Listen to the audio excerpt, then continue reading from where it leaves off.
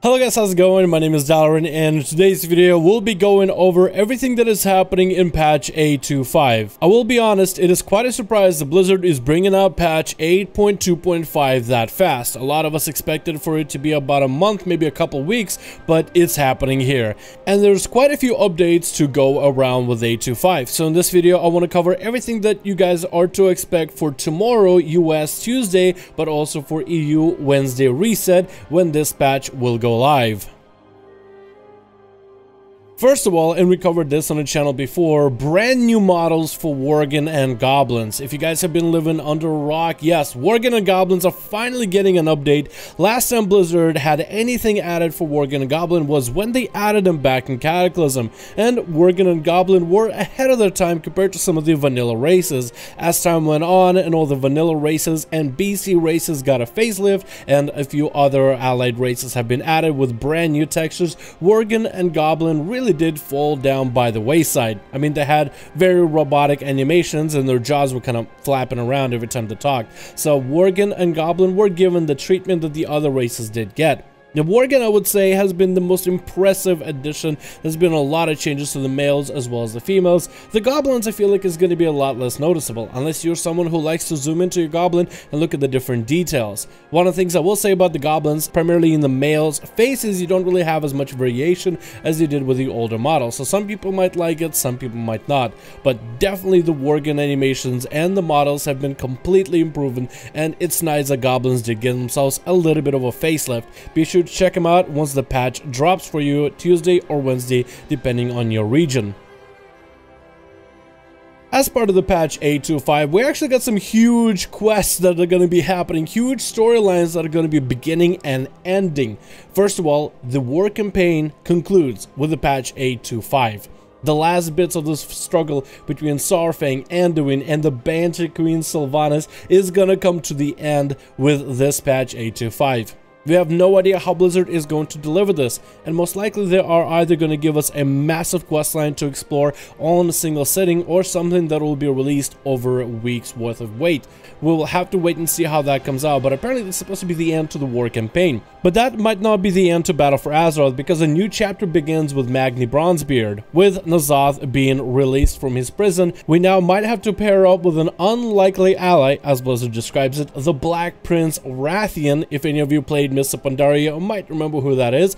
Basically, Black Prince is the son of Deathwing, and he is one of the few last black dragonflight dragons that are left to guard, or supposed to be safeguarding, Azeroth.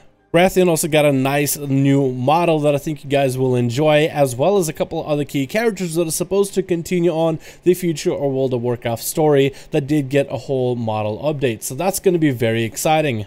With the way that Blizzard has stated that the war campaign is going to be concluding, is this going to be the end to Battle for Azeroth, the expansion, or is this simply the end to the war campaign, and now we're going to have a whole nother story that isn't involved around Horde and Alliance conflict for the future of BFA?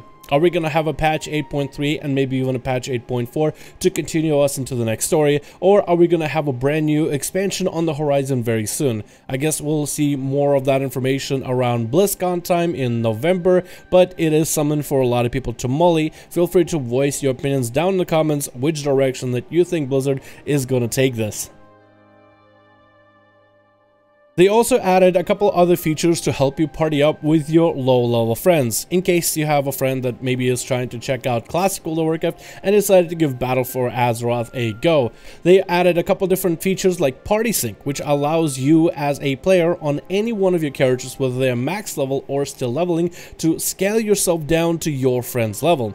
For example, I am on PTR right now on my Goblin, who is a max level character. It's actually my rogue that I changed to a Goblin for the sake of checking out new models. And I decided to party up with a level 1 troll character in order to help them quest in PTR. For this, I implemented the Party Sync feature, which will scale you down to the highest level of the scalable content for vanilla World of Warcraft, which is level 60. That does mean I lose a couple key abilities that Assassination rogues might need, like Cloak of Shadows, Toxic Blade as a talent, and even Fan of Knives. But still, you are able to scale yourself down and actually do some of the quests and repeat quests that you might have done when you were leveling that character.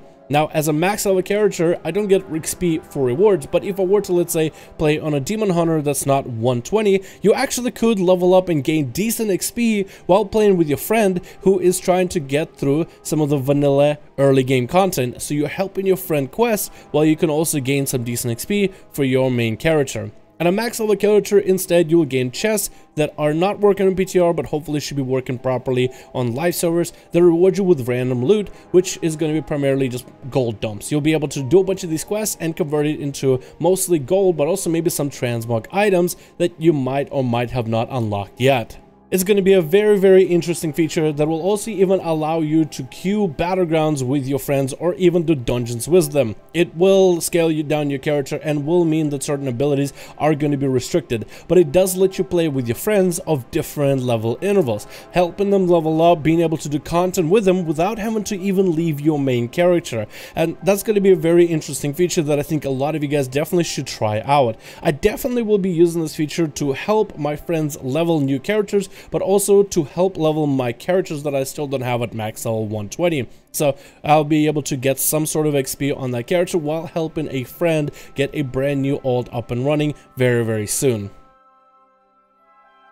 We also have Recruit a Friend returning, and with the Recruit a Friend there's going to be a lot of different rewards that come with the Recruit a Friend. We covered the Recruit a Friend feature on the channel already, so instead of letting you guys know exactly the same thing that I said in the video, I will have a link down below if you are interested in the new rewards that Recruit a Friend brings. The B mount is finally being added with this patch 8.2.5. And it does seem like this will be an alliance only mount. So if you haven't made an alliance character or an ult, then I think it might be a good idea to do so. Alliance are going to be able to get their honeyback harvester fairly quickly with the update for 8.2.5. Finally, we're seeing the B mount because we remember seeing so many pictures on the B mount and the B models way back in a few other BlizzCons when they were talking about BFA initially. So finally this mount is being added into the game. A brand new time walking raid has been added with the patch 8.2.5. For BC, they added the Black Temple raid. For Wrath of Lich King time walking, they added the Ulduar raid, and with the time walking for Cataclysm, they are adding the Cataclysm version of the Firelands. You will be able to venture into Firelands, most likely with actual decent loot that might be scaled to a high item level, so for alts it might be more lucrative. But if you've never experienced the Cataclysm version of Firelands, this will be the opportunity for everybody to get to. Pretty sure there's going to be other rewards and challenges that are going to be done primarily in the Firelands. If you're someone sitting on a lot of gold, the Black Market Auction House might be one of your favorite areas. And in Black Market Auction House, Blizzard is going to be adding a lot more unique items for you to spend your money on. They'll be adding a variety of different mounts that are no longer obtainable, as well as the Manaroth shoulders that you'll be able to get that were originally gotten from Siege of Orgrimmar. We got a couple weird changes to a few battlegrounds for player versus player. Not any of your favorite BGs, but rather epic battlegrounds. The Epic Ashran now has a brand new artifact, the Solar Sphere, which has a nifty effect of giving everybody around you 20% haste, as well as added a few more changes, like quality of life changes, by improving NPCs to increase the performance of everyone's PCs in the middle of the map, as well as a few actual changes to the balancing of the game. Also, Epic Wintergrass got a couple updates as well, but that's as far as we go for PvP battleground updates. We also got very few changes for classes, where some of us have been expecting some massive changes for classes every patch or so. 8.2.5 is bringing us very few changes. First of all, for Beastmaster Hunter, Animal Companion is seeing overall a 5% damage increase for your secondary pet. Paladin's Grimoire of Light can now be dispelled, which is great if you like PvP. And Rogue's Blind debuff can now finally be displayed on enemy nameplates. There was also a lot of class fixes in terms of some of the abilities and how they function, as well as a few bugs, but nothing to really note in this video.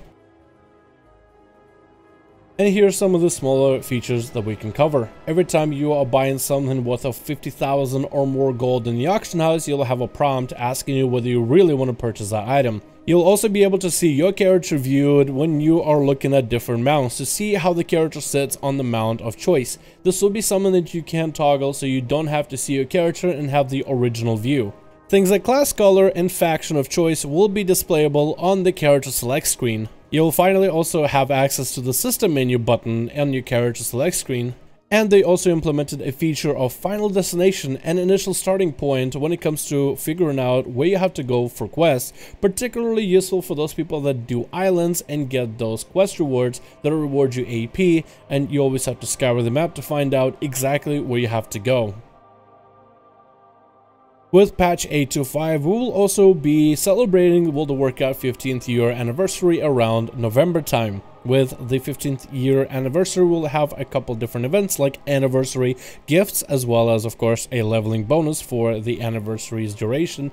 We will have a brand new raid for a limited amount of time for the anniversary event called Memories of Azeroth. And Blizzard will also allow everyone to play the classic version of Alterac Valley. With them being able to rebuild Classic from ground up, the classic version of Alterac Valley is going to be added into the game for a limited amount of time, and we'll be able to play it by scaling our characters down. It plays very similar to the original WoW vanilla, to the point where even some of the mobs with a single cast of a spell can wipe you out. So definitely going to be a very interesting event.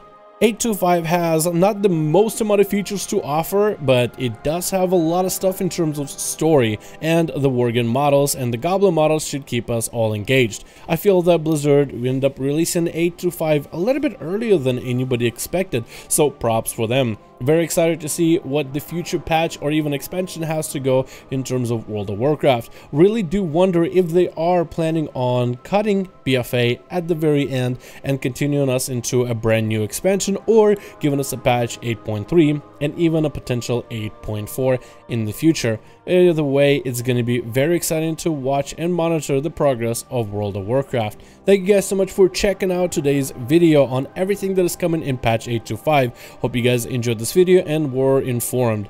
Thank you guys so much for watching. Hope you enjoyed, and I will see all of you guys in another video.